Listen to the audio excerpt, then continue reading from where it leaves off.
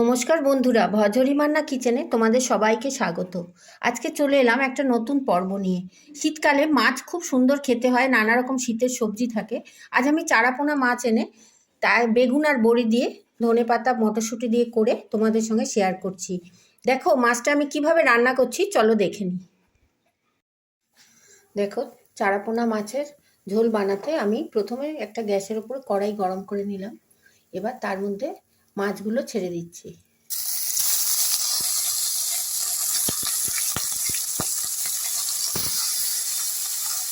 টাটকা মাছগুলো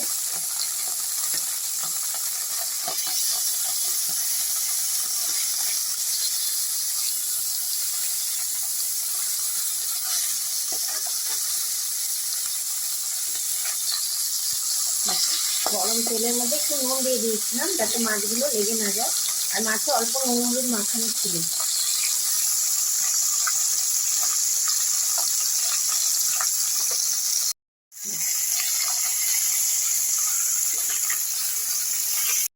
তো দেখো আমার এই তিনটে মাছ ভাজা হয়ে গেছে। এবার আমি মাছগুলোকে তুলে নিচ্ছি।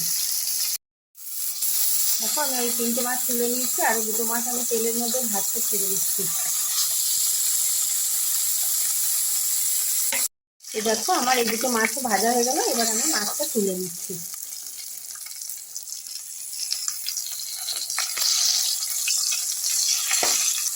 খুব বেশি লাল করবো না, আবার একদম কাঁচাও রাখবো না।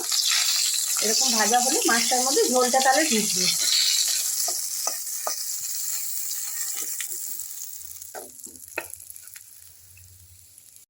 এবার আমি কড়াইতে কটা বড়ি ভেজে নিচ্ছি।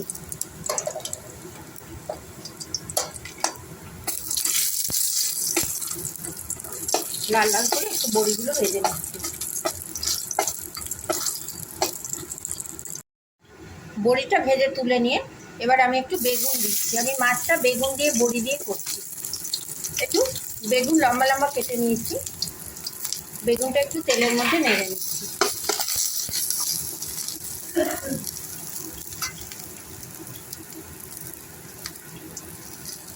বেগুনের মধ্যে একটু নুন দিয়ে দিলাম।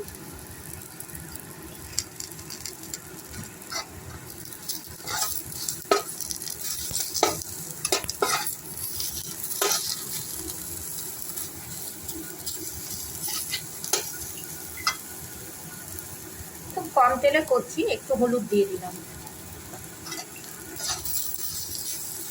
এই বেগুনটা একটু লাল লাল করে ভেজে নিচ্ছি। এই দেখো আমার বেগুনটা একটু করে ভাজা ভাজা হয়ে গেল। এবার আমি এই পর্যায়ে বেগুনটাকে তুলে নিচ্ছি।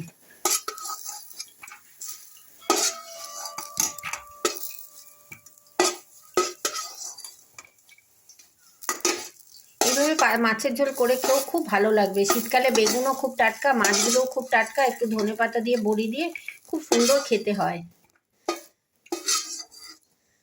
আমি ওই কড়াইতে একটু কালো জিরে ফোড়ন দিচ্ছি। কালো জিরেটা যখন একটু ভাজা ভাজা হয়ে যাচ্ছে, একটুখানি শুকনো লঙ্কা দিয়ে দিচ্ছি।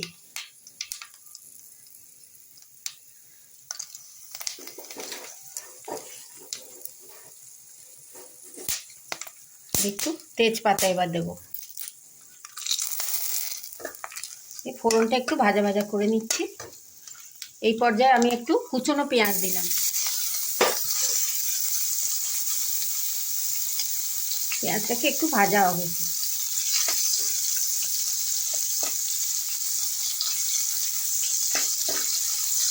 অল্প একটু পেঁয়াজ। মাছটা খুব ফ্রেশ ছিল, চারাপোনা মাছটা, ওই জন্য হালকা ভেজে এবার আমি এটা দিয়ে ঝোল করছি। পেঁয়াজটা একটু দেখো ভাজা ভাজা হয়ে গেছে।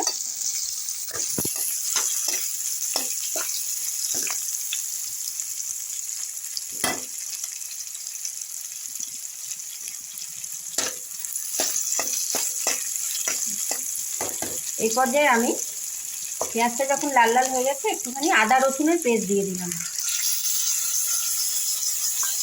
আদা রসুন বেটে রেখেছিলাম, এই পেস্টটা দিয়ে দিলাম। দিয়ে আমি ভালো করে নেড়ে নিচ্ছি।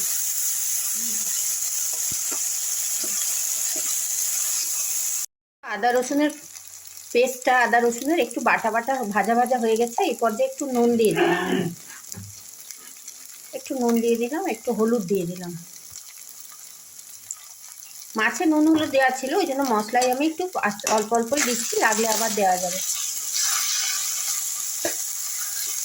নুন হলুদটা আমি দেওয়া হয়ে গেল, নুন হলুদ। এবার এর মধ্যে একটুখানি জিরের গুঁড়ো অল্প করে দিয়ে দিচ্ছি, আর দিয়ে দিচ্ছি একটুখানি ধনের গুঁড়ো। এই দুটোকে দিয়ে আমি খুব ভালো করে ভাজা ভাজা করে নেব। দেখ, এবার আমি জিরে ধনের পর একটু কাশ্মীরি মির্চ দিয়ে দিলাম, একটু রঙটা ভালো হবে। এটা ঝাল লঙ্কা না, এটা রঙের জন্য একটু দেওয়া হলো। গ্যাসের ফ্লেমটা সিমে করা আছে। এবার একটু টমেটো ধনেপাতা দিয়ে দিলাম।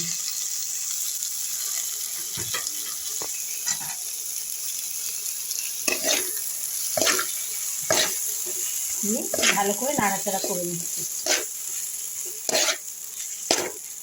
টমেটোটা একটু ভাজা ভাজা হবে।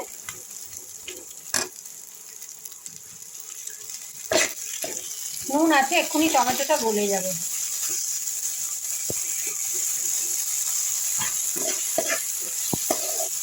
যখন আমার এই মশলাগুলো সব কষা হয়েছে, একটু তেল ছাড়ছে, এই পর্যায়ে আমি বেগুন বড়িটা ভাজা আছে, বেগুন আর বড়িটা দিয়ে দিলাম।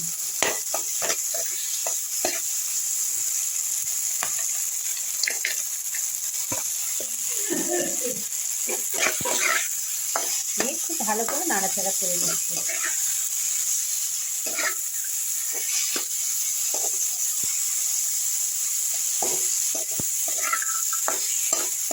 খুব সুন্দর গন্ধ ছেড়েছে।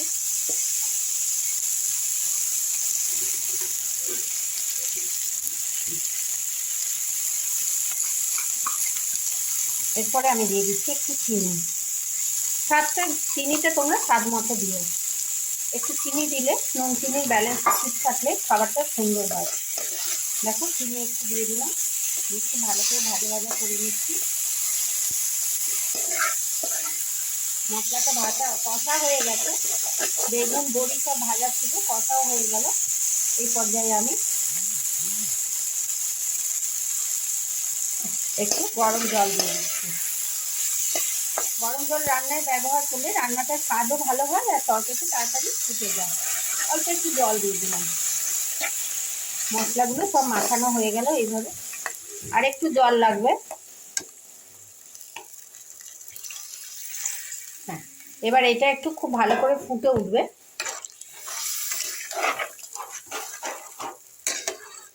মশলাটা ভাজা ভাজা হয়ে গেল।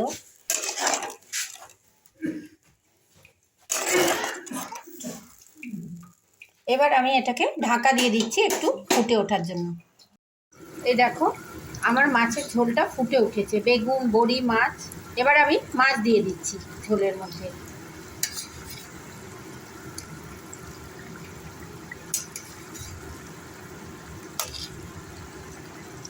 পাঁচটা মাছ ভাজা ছিল, আমি ঝোলের মধ্যে দিয়ে এবার আরেকটু নাড়াচাড়া করে নেব।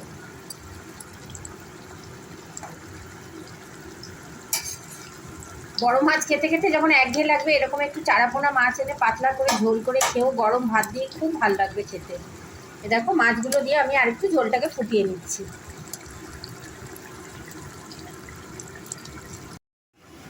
এই দেখো, আমার মাছ দেওয়ার পর ঝোলটা খুব সুন্দর ফুটে উঠেছে। এই পর্যায়ে একটু গরম মশলা দিয়ে দিলাম আমি।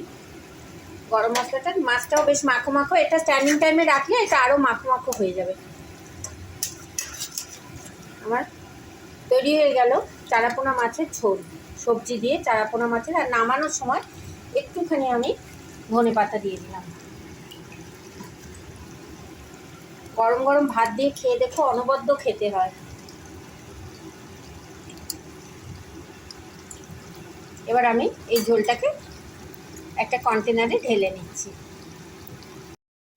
দেখো, তৈরি হয়ে গেল আমার চারাপোনা মাছের ঝোল। আমি মাছটাকে একটা বাটিতে ঢেলে নিলাম। শীতকালে নানা রকম সবজি দিয়ে তোমরা এই মাছটা করে দেখো, খেতে খুব ভালো লাগে।